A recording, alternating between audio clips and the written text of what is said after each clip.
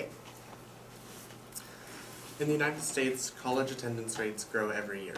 They grow by leaps and bounds and by the millions, actually. According to Statistica, in 2000, 13.2 million students attended undergraduate universities for their post-secondary educations. Now, the same Statistica reports that in 2014 that number had risen to 17.3 million students. Now, you may be wondering, is this or is this not a large number of students attending college?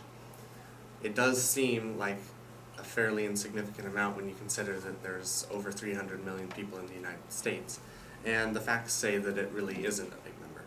The NCES reports that in 2015, 25 million students graduated from high school, and this means that roughly 8 million students today aren't even attempting to get a higher education after high school. Now, I completely understand that the old adage still applies to our world that the world needs ditch diggers too, and that jobs of manual labor shouldn't be discouraged or put down in lieu of going to school. But nearly all laborers never even try college. And studies show that people who don't try for post-secondary education are more likely to dislike their occupation. So, be thinking today about just what path you might like to take after high school. Now, I wasn't sure that I always wanted to go to college, but I am now. And I think this may have put me in the boat as some of you that you have today if you haven't decided if you'd like to go to college. But let me tell you, I've done the research, and it's worth giving a try. So let's all get off that boat and head to school. Giving post-secondary education a try can only benefit you. I will persuade you today to spend a little time, at least one term, in college or university.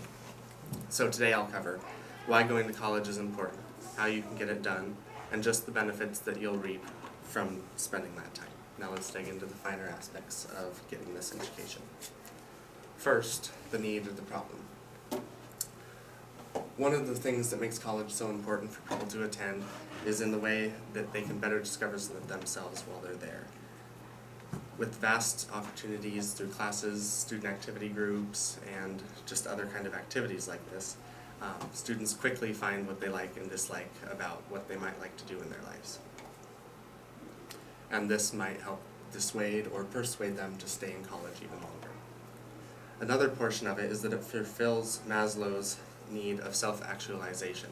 Studies show that 90% of all people who go to college reach this highest level of needs and are most happy with their lives and its outcomes. Another way this college experience can be very important to you is through the way it shows employers and other people that you might submit applications to or build a reputation with that you are a motivated person enough to try college out. It's a reputation builder, and it opens many possibilities after you spend time in college. This, also relating back to Maslow's hierarchy of needs, would give you your physiological needs. A job provides for a roof over your head, food in your stomach, and the water that everybody wants to drink. Now we can move into the ways that such a proposition as college can be achieved.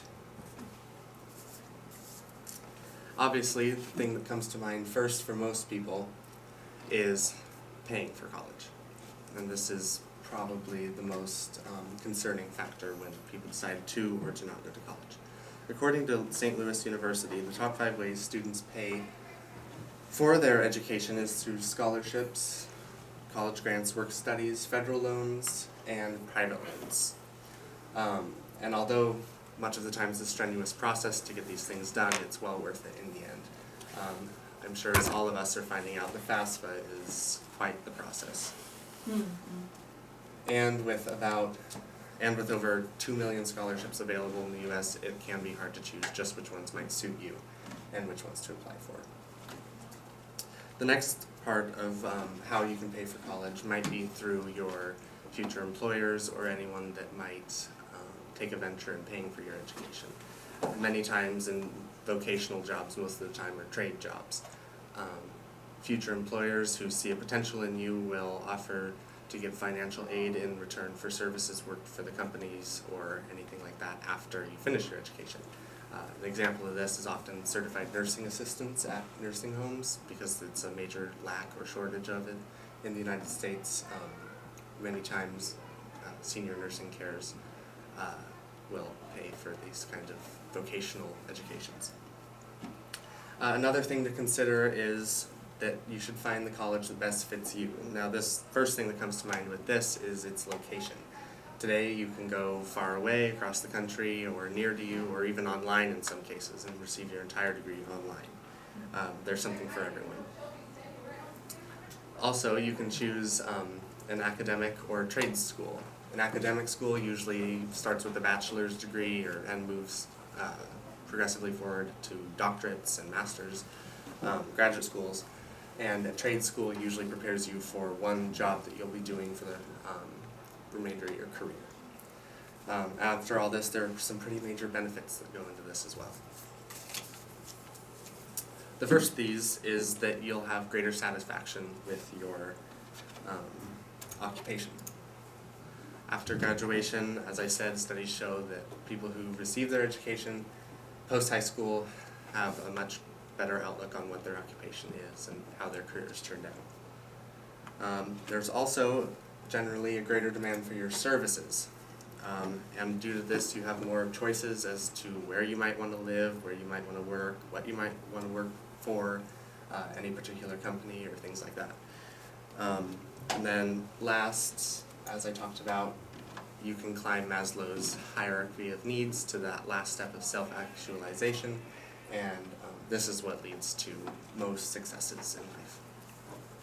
Now, these are just some of the positive factors which go into wanting an education, and after you get your education, some of the things that you can get back from it.